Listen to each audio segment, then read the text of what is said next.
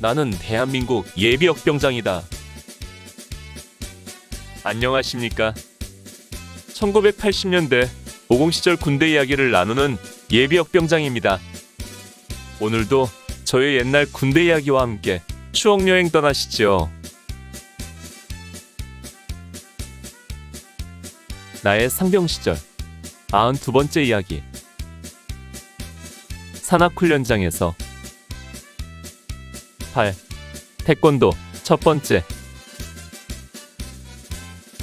앞서도 몇 차례 언급했지만 1982년이 시작되면서 강조한 것 중에 하나가 바로 태권도였습니다.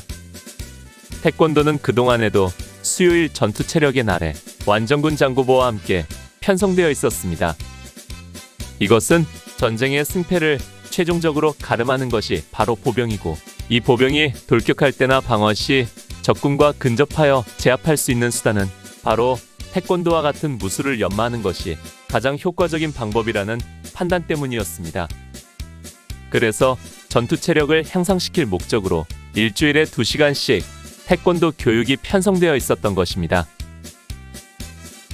특히 1982년 들면서는 북괴가 86 아시안게임과 88 올림픽을 방해하기 위해 무장공비나 공작원들을 난파시켜 사회 불안을 획책할 것이라는 판단에 따라 단병접전에서 우위를 점할 수 있는 공격적인 무술을 연마하도록 한 것입니다. 즉 북괴가 10만 명에 달하는 특수부대를 양성했고, 이들을 저공비행이 가능한 소형 수송기 AN2기를 이용하여 후방에 침투시킬 가능성이 있다는 것입니다. 대침투 작전 중에 이들을 만나면 이들을 제압할 능력을 키우는 것이 태권도 교육을 강화하는 이유였던 것입니다. 그래서 우리들에게 전 병사의 태권도 유단자화라는 지침이 내려와 있었습니다. 즉, 모든 병사가 일단 이상의 태권도 실력을 갖추라는 것입니다. 이 같은 사실은 중대장 내무교육과 소대장의 매일 결산 시간을 통해서 수시로 전달되었습니다. 이런 지시가 대한민국 전체 군인에게 하달된 것인지, 아니면 군사령부나 군단 차원의 지시인지, 그도 아니면 사단장의 지시인지는 모릅니다. 그러나 아무튼 우리 부대는 이를 수행하기 위해 팀 스피리트 훈련이 끝난 뒤부터 태권도 교육을 부쩍 강화하고 있었습니다. 그래서 지난 진지보수공사 때와 육격 훈련 중에 비가 오던 날도 태권도를 실시했던 것입니다. 그러나 나는 태권도를 싫어했습니다. 본래 운동도 별로 즐기지 않지만 그래도 구보처럼 달리기를 하거나 힘을 쓰는 운동은 별 무리가 없는데, 태권도 같은 격투기나 축구, 배구 같은 구기 종목은 몸도 잘 따르지 않고 또 기본적으로 흥미도 없었습니다. 차라리 행군이나 완전군장 구보를 하라고 하면 했지, 태권도를 하는 것은 고역이었던 것입니다. 그러다 보니 태권도 시간에는 가능하면 열애를 하려고 했고, 그것이 며칠 전 화목채취 작업 사역병으로 남았다가 된통 고생을 하는 원인이 되기도 했습니다. 그러나 군대라는 곳이 내가 싫다고 해서 안 할 수 있는 곳이 아니었기에 늘 열애를 할 수는 없었고, 따라서 많은 시간 태권도를 해야만 했습니다. 이렇게 태권도를 집중적으로 하는 것은 바로 산악훈련 기간 중인 6월 8일에 우리 대대 승단심사가 예정되어 있었기 때문이었습니다. 이번 승단심사는 전 대대병력을 대상으로 실시해서 승단과 승급을 결정하는 것으로 단 한 사람의 열애도 없이 심사를 받으라는 대대장의 명령이 내려왔습니다. 그래서 육격훈련 중에도 잠시 시간을 내서 태권도를 했거니와 산악훈련장으로 와서도 틈만 나면 태권도를 하는 것입니다. 승급심사를 일주일여 앞둔 6월 2일 수요일 야간 교육은 태권도 교육으로 대체했습니다. 뜨거운 한낮보다는 서늘한 저녁이 운동하기 좋다는 이유에서였습니다.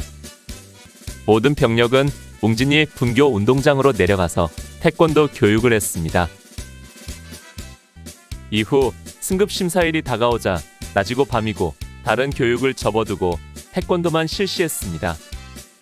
1982년 산악훈련은 태권도 교육만 했다고 해도 과언이 아니었습니다. 이처럼 전투무술로서 태권도를 활용하기 위해 교육하다 보니 태권도의 교육 방향도 확 바뀌었습니다. 그동안 자대에서의 태권도 교육은 거의가 품새 위주였습니다.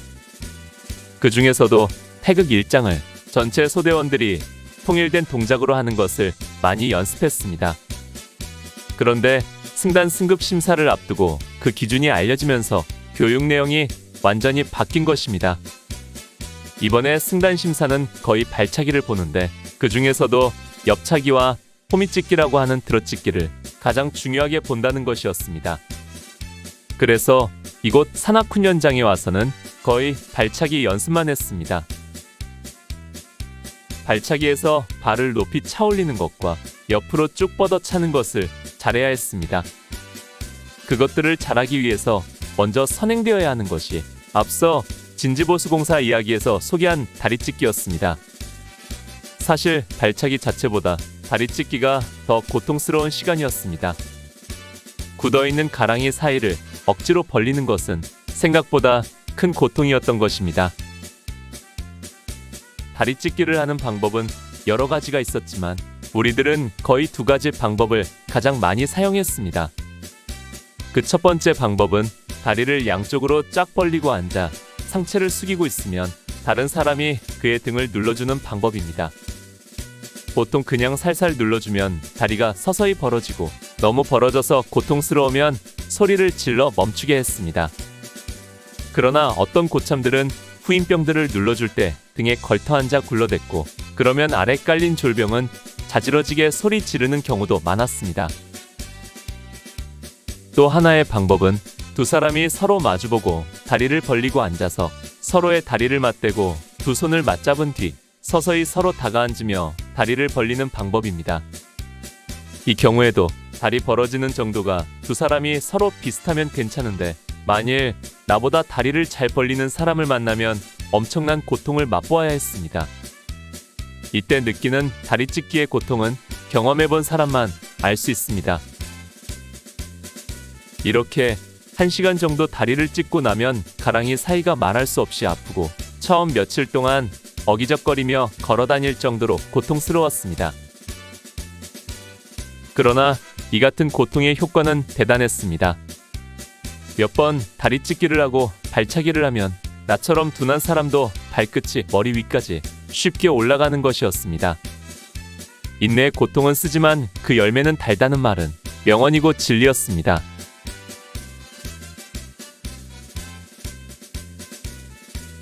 오늘 추억여행에 함께 해주셔서 감사합니다. 다음 이야기를 기대해 주시고 구독과 좋아요 부탁드립니다. 항백